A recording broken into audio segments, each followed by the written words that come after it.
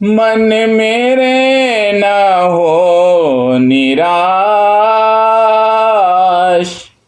तू न धीरज हार।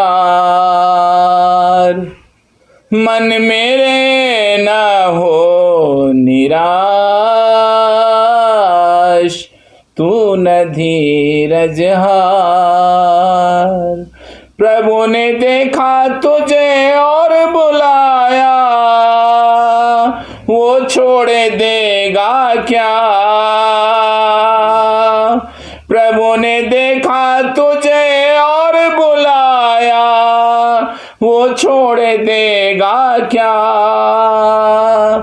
मन मेरे न हो निराश, तू न धीरज हार। इन दिनों में मैं जानता हूं कितने लोगों का मन टूट गया है। जब किसी की नौकरी चली जाती है, जब किसी के घर में चूल्हा नहीं चलता और जब किसी की मजदूरी नहीं मिलती, तो लोगों को कैसा फील होता है मैं समझ सकता हूँ। मैं आपको यीशु मसीह के नाम में एक ऐसा संदेश देने जा रहा हूँ,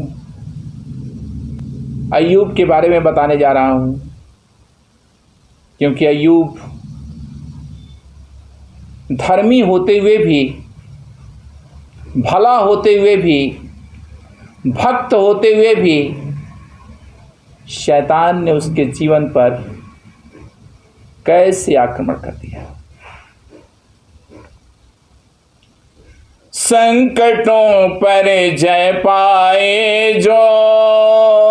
जब इस कार्यक्रम को आप देखने जा रहे हैं, हम आपको शालोम कहना चाहते हैं और मैं आपसे निवेदन करना चाहता हूं कि अगले आधे घंटे तक आप अपने टीवी सेट से इधर उधर बिल्कुल ना जाएं, क्योंकि परमेश्वर की आत्मा आपके जीवन में काम करने जा रही है। संकटों पर जय पाए जो, धन्य है वो मानव। क्या ही आनंद का वो क्षण होगा, मिले जो आनंद मुझको। आज आपको आनंद मिलेगा यीशु मसीह के नाम में। मैं कहना चाहता हूं आपको, आज छुटकारा मिलेगा, आज चंगाई मिलेगी। आज प्रभु यीशु एक नए दाखरस को आपको पिलाएगा। वह अय्यूब का परमेश्वर नहीं बदला है, वो कैसे बदल सकता है। तो मैं जल्दी से अय्यूब की पुस्तक को खोलना चाहता हूं आपके लिए।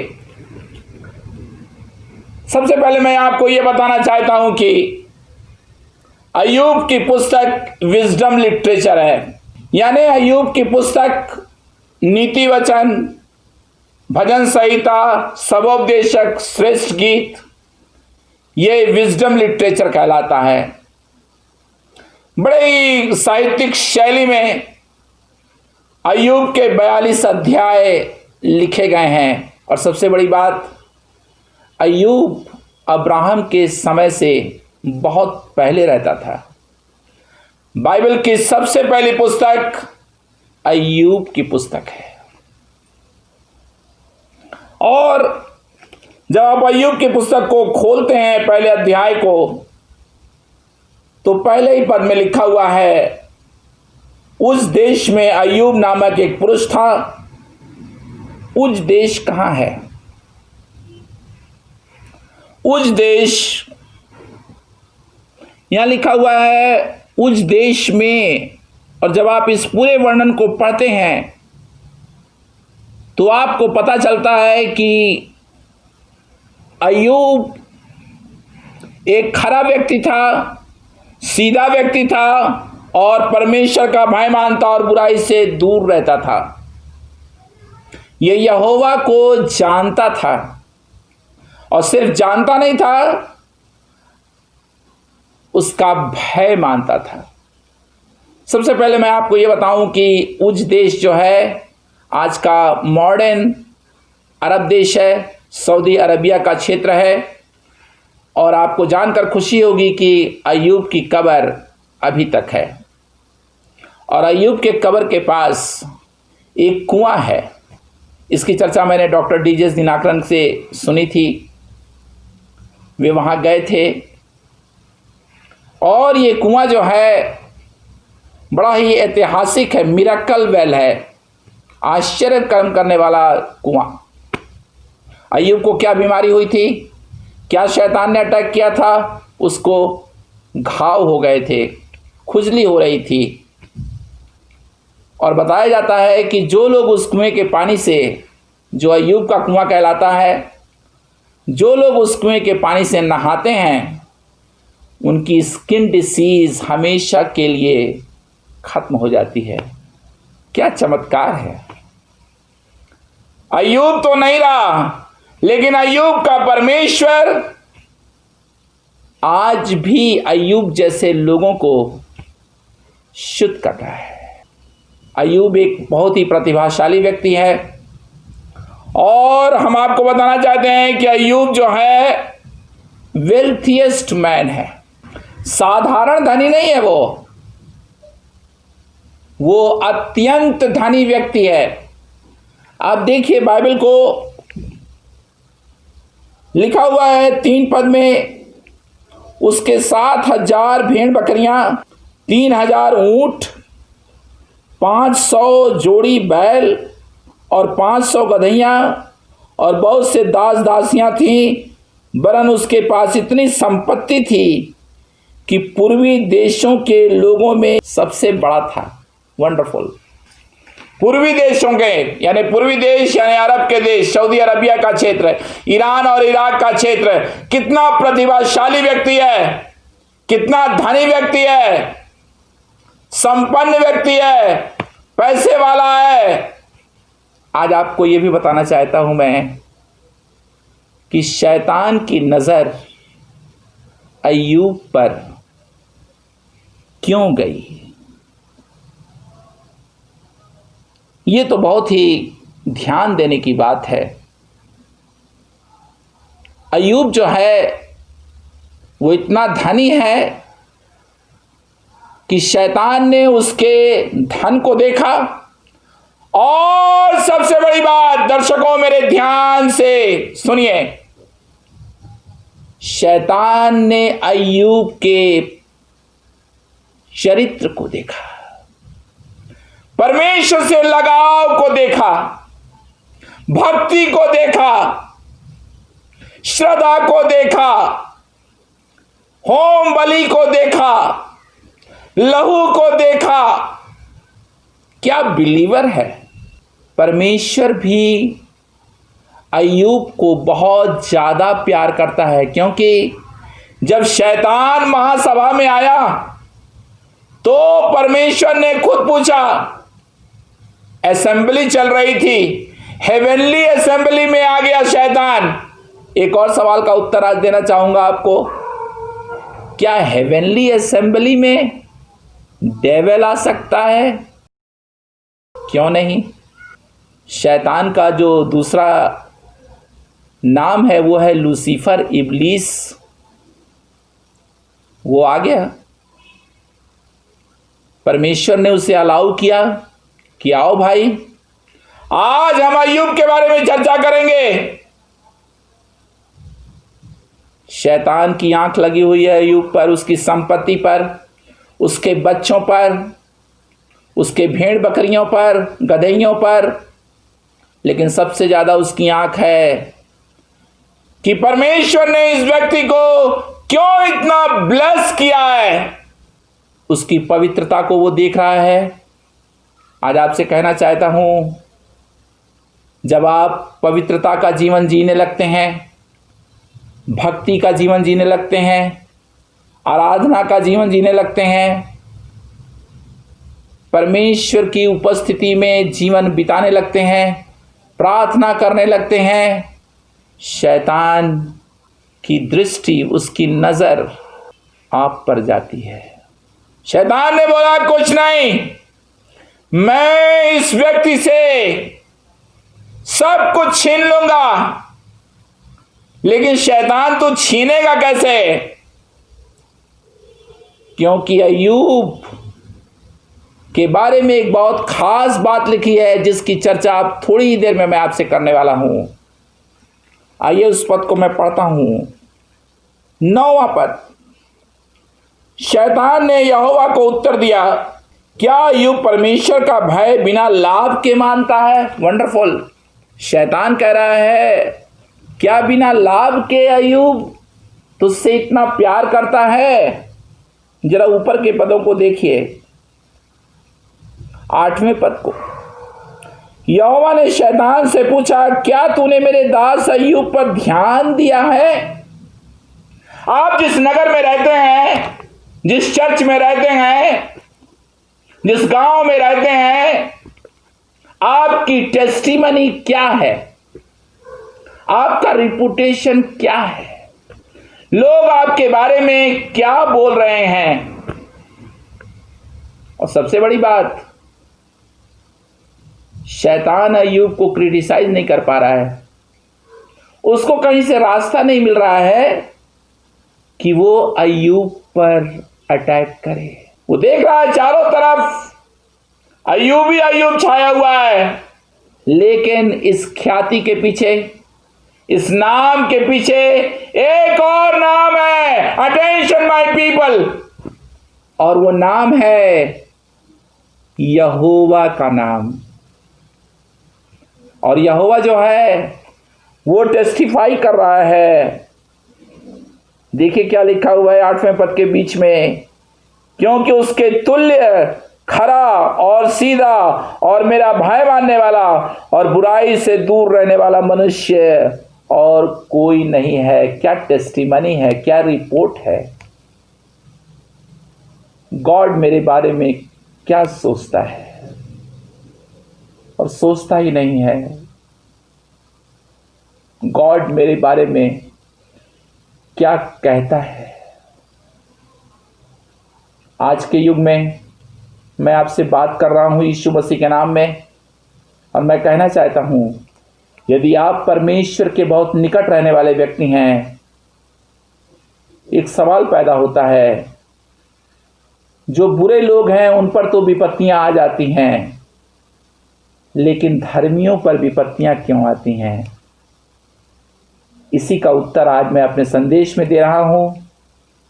धर्मियों पर विपत्तियां इसलिए आती हैं ताकि वे और ज्यादा खरे निकलकर, क्लेशों में स्थिर रहकर, ताड़नाओं को सहकर, दुखों की नदियों से पार होकर परमेश्वर की उस दुगनी आशीष को प्राप्त करें। अय्यूब को पता ही नहीं था कि क्या होने वाला है और गॉड मुझे क्या देने वाला है। और देखिए 9वें पद को।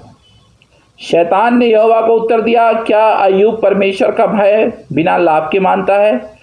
क्या तूने उसकी और उसके घर की और जो कुछ उसका है उसके चारों ओर बाड़ा नहीं बांधा? Here I am. बाड़ा नहीं बांधा? क्या क्या छिपा हुआ है लहू में? जरा देखिएगा। उसका घर। 10वें पद को देखिए।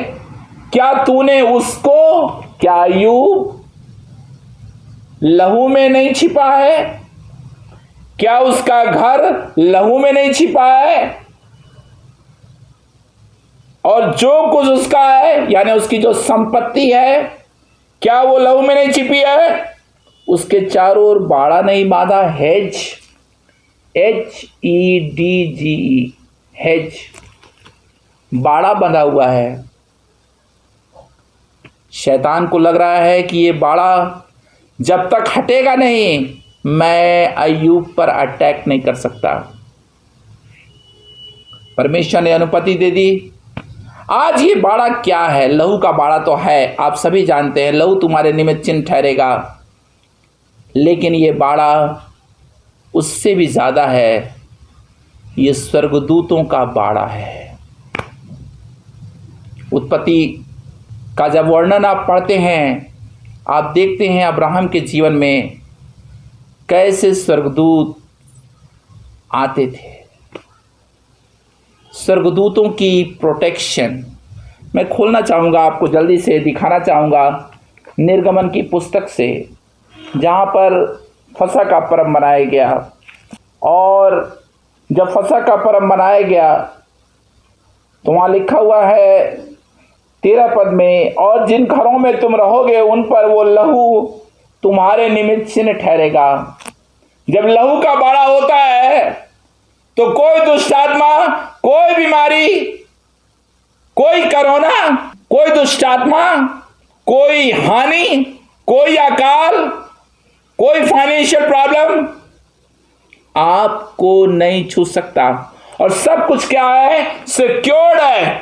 लेकिन मैं जो बात आपको बता रहा हूं वो ये है कि एंजेलिक प्रोटेक्शन भी था अय्यूब के साथ, लेकिन परमेश्वर ने कहा सब मैं हटा दे रहा हूं, अब तू अय्यूब को अटैक कर सकता है। कई बार परमेश्वर ऐसी परिस्थितियों को हमारे जीवन में आने देता है, कई बार शैतान को वो अलाउ करता है, विपत्तियों को अलाउ करता है, दुखों को वो अलाउ करता है, ताकि वो हमें टेस्ट कर सके।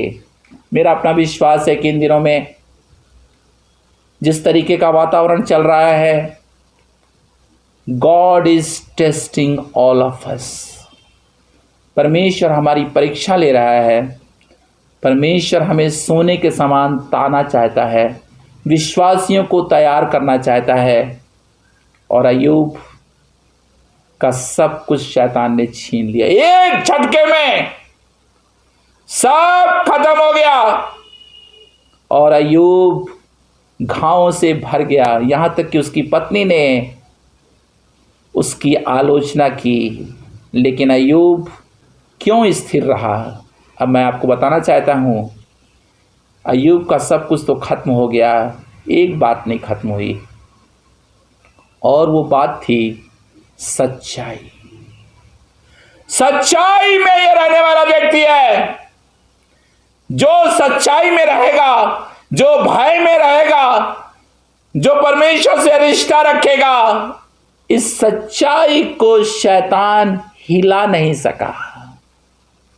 सब कुछ तो छीन लिया, उस रिश्ते को जो अय्यूब का परमेश्वर के साथ था उसे नहीं छीन पाया। ओ जीसस, आज मैं आपसे एक सवाल पूछना चाहता हूं, मेरी बहन, मेरे भाई, मेरे जवान, वे परिवार जहां जहां इस समय कार्यक्रम चल रहा है, मैं आपसे पूछना चाहता हूं, यदि आपका कुछ नुकसान हो रहा है, यदि आपका कुछ परेशानी में फंस गया है, आप जो है दुष्ट आत्माओं से लड़ रहे हैं, तो मैं आपसे पूछना चाहता हूं, क्या आपका बाड़ा टूट तो नहीं गया? आज उस बाड़े को आपको रिस्टोर करने की जरूरत है। और जब 42 अध्याय आता है तो अय्यूब को आप देखते हैं कि वो बलिदान चढ़ाता है, लहू की सामर्थ को लेता है, और परमेश्वर ने उसे सब कुछ वापस कर दिया। अब मैं प्रार्थना करने जा रहा हूं आपके लिए यीशु मसीह के नाम में, मेरा परमेश्वर आपको सब कुछ वापस करेगा। आइए प्रार्थना करें यीशु मसीह के नाम में। Hallelujah Lord, hallelujah. आप जहां कहीं भी हैं, शायद आप YouTube देख रहे हैं, शायद आप मेरे कार्यक्रम को देख रहे हैं, आप प्रभु को पुकारिए और कहिए, प्रभु जो कुछ शैतान ने मेरा चुरा लिया है उसे मैं यीशु मसीह नासरी के नाम में वापस लेता हूं। प्रभु, वे भाई बहन जिनकी नौकरियां चली गई हैं, वे भाई बहन प्रभु जो कोरोना में संक्रमित हैं, वे भाई बहन प्रभु जो कैंसर से बीमार हैं, ब्लड प्रेशर में है, और न जाने क्या क्या प्रॉब्लम से वो गुजर रहे हैं, प्रभु यीशु मसीह के नाम में भय की आत्मा में है, सबको प्रभु यीशु मसीह के नाम में मैं तेरे नाम से तेरे लहू से आजाद करता हूं। आजाद हो जाओ। हालेलुया। रिबा शखम बरूबु शखताबा। हालेलुया। धन्यवाद यीशु, धन्यवाद यीशु, धन्यवाद यीशु। ओ हालेलुया। नौमी, परमेश्वर की सामर्थ तुझ पर आ रही है। नौमी, परमेश्वर की सामर्थ तुझ पर आ रही है मेरी बहन, यीशु मसीह के नाम में, यीशु मसीह के नाम में। हालेलुया। बहुत से भाई बहन इस समय रो रहे हैं और बोल रहे हैं ये क्या हो गया है हमारे साथ। मत रो, क्योंकि परमेश्वर के वचन में लिखा है मैं तुम्हारा विलाप नृत्य में बदल दूंगा। मरियम जो थी वो जंगल में नाच रही थी, खजड़ी बजा रही थी, स्तुति कर रही थी। आपको मालूम है क्यों? क्योंकि उसने परमेश्वर के पराक्रम को देखा था। उसने फिरौन की सेना को लाल सागर में डूबते हुए देखा था। इसीलिए वो रेगिस्तान में भी, जंगल में भी खजड़ी बजा रही थी, नाच रही थी। आपके भी नाचने का समय आ गया है। अय्यूब भी नाच रहा होगा। उसे समझ में नहीं आया होगा कि फिर से मेरे बच्चे मिल गए, फिर से मेरी गधैयां मिल गई, फिर से मेरी संपत्ति मिल गई। जब परमेश्वर आपकी ओर है तो आपको सब कुछ मिलेगा। इससे पहले कि कार्यक्रम खत्म हो, मैं आपको कहना चाहता हूं कि मुझे फ़ोन ज़रूर कीजिए। और बुधवार और रविवार को मेरा फेसबुक टेलीकास्ट आता है। मेरे टेलीकास्ट को ज़रूर देखिए। इन दिनों में मैं ज़्यादा से ज़्यादा लोगों के लिए प्रार्थनाएं कर रहा हूं। और यदि आपने मेरी अनुग्रह की किताब नहीं पढ़ी है तो हमारे ऑफिस से कांटेक्ट करिए और आपको किताब मिल जाएगी। शालोम। प्रभु की शांति आपके साथ बनी रहे। आमीन।